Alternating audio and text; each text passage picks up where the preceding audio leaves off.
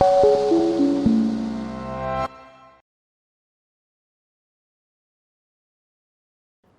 morning. I hope every crayon and everyone in your families is staying safe, sane, and healthy.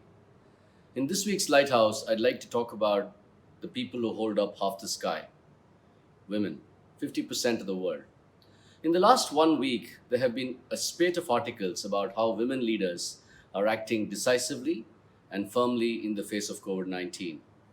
Jacinda Ardern of New Zealand and Tsai Ing-wen of Taiwan have the best records in the world.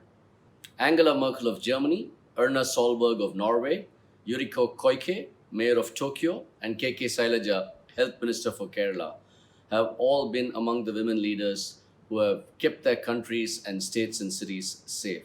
A leading academic, Professor Ravinder Kaur, says that more than inherent qualities, it is historically gendered roles that have made women more responsible for caring, nurturing, and protecting lives and made them more empathetic to the suffering of others.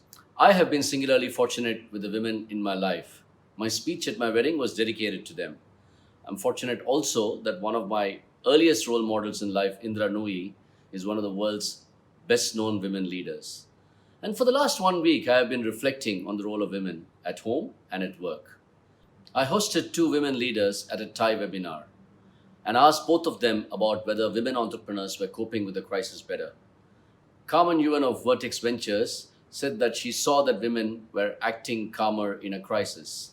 Ankiti Bose of Zilingo said that she found the two gender roles complementary, the alpha males providing the energy and the women keeping their heads and being cool and calm. Carmen also pointed out that even at home, women were good at doing the planning and then handing on a list for the men to execute. I talked to two other women CEOs, Anna Gong of Perks and Shago Srivastava of Salt Mine, who are multitasking beyond belief, juggling home and workplace, kids, employees, parents, and everything else under the sun.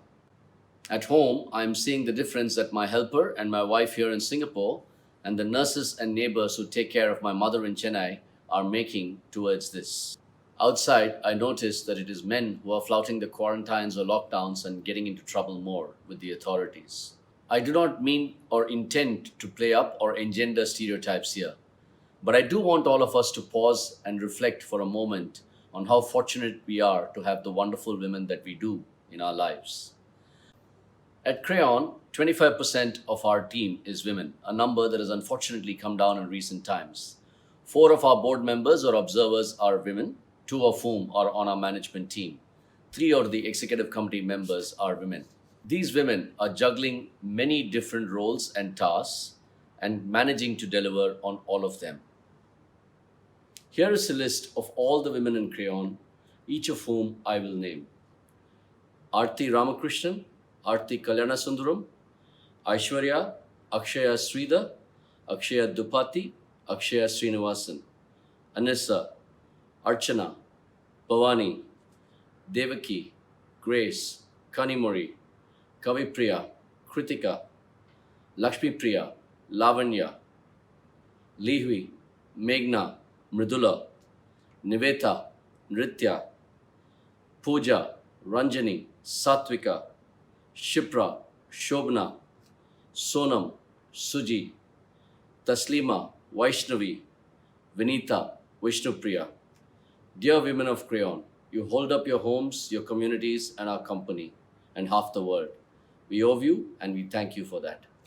And to the men at Crayon, take a moment out of your lives. Pause and reflect on what the women in your life are doing for you and thank them.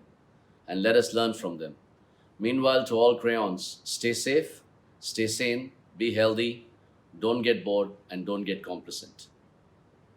Thank you.